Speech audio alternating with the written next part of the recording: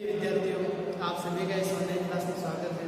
आज हम BEd first year की पाठ्य पुस्तक भूगोल शिक्षण शास्त्र के अंतर्गत इकाई पढ़ रहे हैं द्वितीय विद्यालय में विषय के रूप में भूगोल। इसमें हमने भूगोल का अर्थ, भूगोल की परिभाषाएं, भूगोल की विभिन्न शाखाएं के अंतर्गत हमने पढ़ा था। तो इस क्रम को आगे बढ़ाते हुए आज का हमारा टॉपिक है वह है भूगोल का अन्य विषयों से संबंध। भूगोल जो है हमारा ये भूगोल पाठ्य पुस्तक है, इन किन विषयों के साथ में संबंध है, मतलब अंतर समायोजित है, मतलब संबंध किस प्रकार से है। तो भूगोल का संबंध भाषा से भी है, भूगोल का संबंध अर्थशास्त्र से भी है, भूगोल का संबंध इतिहास से है, राजनीति शास्त्र से है, भूगोल का वाणिज्य से और भूगोल का संबंध ज्योतिष शास्त्र से ही माना गया है, भूगोल का संबंध पर्यावरण विज्ञान से ही माना गया है। भूगोल जो है गणित भी है, कृषि विज्ञान का भी है, विज्ञान का है और कला का है। तो इस सभी के अंतर्गत आज हम पढ़ेंगे। तो भूगोल का अन्य विषय के साथ जो विषय से संबंधित इस प्रकार का प्रश्न अगर आता है हमारे इस परीक्षा के अंतर्गत, तो आपको इस प्रकार का एक डायग्राम तैयार करना है जिसके अंतर्गत सभी विषयों को प्रदर्शित करना है। इसके अंदर जो हम पढ़ेंगे जो इम्पोर्टेंट है उनके बारे में, इस संबंध के बारे में जानकारी दूंगा। तो हम पढ़ेंगे क्या कि भूगोल का अन्य संबंध है भाषा का संबंध। भाषा, तो भाषा का मतलब है कि इस उक्त विचार के आधार पर यह बात स्पष्ट होती है कि हमें किस प्रकार के विकारों के बारे में उक्त विचार से होता है कि भाषा ही भूगोल के विषय, भाषा ही भूगोल के शिक्षण अधिगम का माध्यम है। भाषा ही भूगोल शिक्षण का अधिगम माध्यम है। भाषा के अभाव में भूगोल की जानकारी प्राप्त करना या बहुत जानना कठिन होता है।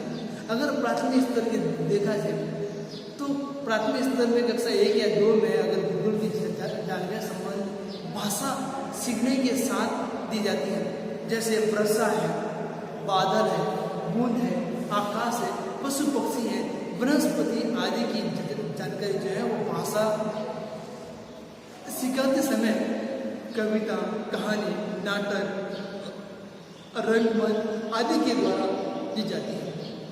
क्योंकि भाषा के द्वारा विद्यार्थी अनेक प्रकार की भाषाओं का, शब्दकोशों का निर्माण करता है। और उदाहरण के लिए एक बुद्ध कविता के द्वारा बादलों के बारे में या बादलों से गिरने वाले से संबंधित विविध प्रकार के उपयोग में आने वाले ज्ञान कराया जाता है। तो जैसे जैसे हम उस विद्यार्थी को बादल जब जलीय चक्र के बारे में बताते हैं तो जलीय चक्र में क्या होता है, भाषा का विकास होता है कि बूंदें कैसी बनती है, वर्षा बारिश होती कैसी है। तो जब हम बहुत बड़े महासागरों के अंतर्गत जब सूर्य की किरणें या ग्रीष्मकालीन के समय मौसम के अंतर्गत जब समुद्रों के ऊपर, महासागरों के ऊपर सूर्य की किरणें सीधी पड़ती हैं तो जलीय कणों का एक वाष्पीकरण तो होता है। और वाष्पीकरण होने के बाद में कण जो होते हैं वो हवा में हल्के बनकर उत्सन्न होते हैं और जैसे वो ठंडक हवा में जाते हैं छोटे छोटे कण मिलकर एक बादल का स्वरूप करते हैं। और बादल का स्वरूप होने के बाद में जिस और हवाओं का प्रवाह होता है उस दिशा की ओर बादल गमन करते हैं और गमन करते ही जिस जगह ठंडा वातावरण या गर्म वातावरण, ठंडा वातावरण पाकर वो वहाँ पर आकर्षित हो जाते हैं। तो मतलब वाष्पीकरण की क्रिया होती है बादलों के द्वारा, बादल ठंडा स्तर पाकर वहाँ वर्षा व्यक्त करते हैं और वही जल वहाँ पे वर्षा के द्वारा नदी नालों के द्वारा नदियों से होते हुए महासागरों तक पहुँचता है। तो इस प्रकार बालों को भाषाओं के बारे में ज्ञान दिया गया है। जैसे कि हम देखा है कि अभिज्ञान शाकुंतल नाम सुना होगा, वो कालिदास द्वारा रचा गया या मेघदूत, जिसके अंदर प्राकृतिक दृश्य, जीव जंतुओं, पशु पक्षियों के बारे में, भौगोलिक स्थितियों के बारे में विशेष रूप से बताया गया है। जैसे जैसे भूगोल को पढ़ने या लिखने में भाषा से कौशल का विकास होता है, इसी प्रकार बोलने का विकास कौशल अर्जित करता है। साथ ही साथ भूगोल के माध्यम से विभिन्न स्थानों के बारे में बोले जाने वाले भाषा है उनका विज्ञान प्राप्त किया जाता है। सेकंड नंबर आता है भूगोल का अशास्त्र संबंध। भूगोल का अशास्त्र संबंध क्या है? तो भूगोल व अर्थशास्त्र की घनिष्ठता इस बात का स्पष्ट करती है कि भूगोल में आर्थिक भूगोल का नाम एक शाखा है। इसके अतिरिक्त इस शाखा के अंतर्गत अर्थशास्त्र विषय वस्तु को देखा जाए तो उसमें श्रम, भूमि, पूंजी, साहस, प्रबंध आदि की मुख्य विशेषता के बारे में जानकारी दी जाती है। अतः इन दोनों ही विषय वस्तु में बहुत समानता दिखाई देती है। इन दोनों विषय वस्तु में विभिन्न प्रकार की क्रियाएं हमें देखने को मिलती हैं। किस स्थान पर कृषि व्यवसाय का विकास किया जाता है, इस बात को हमें अर्थशास्त्र मालूम पड़ता है। और इस प्रकार से किसी स्थान पर जहाँ अधिक निवासी रहते हैं तो वहाँ का परिवेश किस प्रकार का है, खान पान किस प्रकार का, रहन सहन किस प्रकार का है, वहाँ का भोजन कैसा है, वहाँ का पहनावा कैसा, वहाँ के वस्त्र कैसे, वहाँ के मकान कैसे हैं, उन सभी के जीवन यापन करने के बारे में इस अर्थशास्त्र भूगोल के माध्यम से हम उन दोनों के बारे में जानकारी प्राप्त कर सकते हैं। और इस संक्षेप में अगर कहा जाए कि अर्थशास्त्र का भूगोल दोनों ही विषयों के प्रति केंद्र मानव होता है कि मानव इन दोनों में गहरे संबंध होता है, क्योंकि मानव जो है इन दोनों के मध्य एक समझता करता है। इन दोनों के मध्य जो होने वाली गतिविधियाँ उन गतिविधियों के बारे में विस्तार से समझा। अपना भूगोल का इतिहास से संबंध, तो भूगोल और इन दोनों विषय में इतिहास का संबंध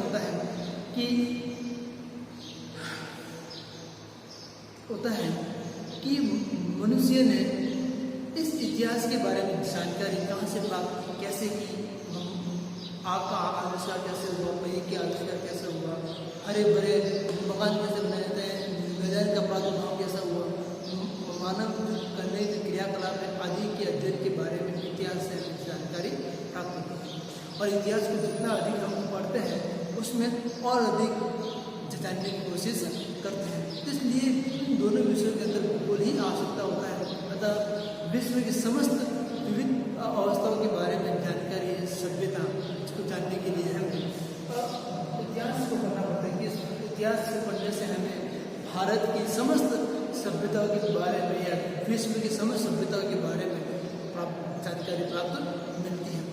कहा जाता है कि हल्दी घाटी युद्ध के अंतर्गत हल्दी घाटी जो है महाराणा प्रताप के दुश्मन और हल्दी घाटी में आक्रमण किया, किस प्रकार किया, किस राजवंशों ने किया, आमेर के दुर्ग के ऊपर किस प्रकार किया, कि हमारे इन दोनों के अंदर बहुत सारे देखा जाए तो इतिहास को पढ़ने में हमें जो मज़ा आता है वो अन्य विषय में नहीं आता है। कहता है इसी कारण इतिहास और भूगोल एक ही सिक्के के दो पहलू बने गए हैं। एक विशेष विश्व रूपी रंगमंच का वर्णन करता है तो दूसरा उसी रंगमंच को खेले जाने वाले खेल का नाटक के रूप में वर्णन करता है। यूनेस्को के अंदर भी भूगोल शिक्षण में कुछ सुझाव नामक पुस्तक का में कहा है कि हमने जिसमें भी जो देखा है, हमने जो क्रांति प्राप्त की है, उन क्रांति के बारे में हमने जो प्राप्त किया है वो इतिहास के बारे में। इतिहास ही एक सिक्के के दो पहलू बताया होता है कि दिन अगर रात है तो रात अगर दिन है, मतलब भूगोल अगर दिन है तो रात हम इतिहास पढ़ते हैं। तो इन दोनों के बारे में आज हमने पढ़ा है।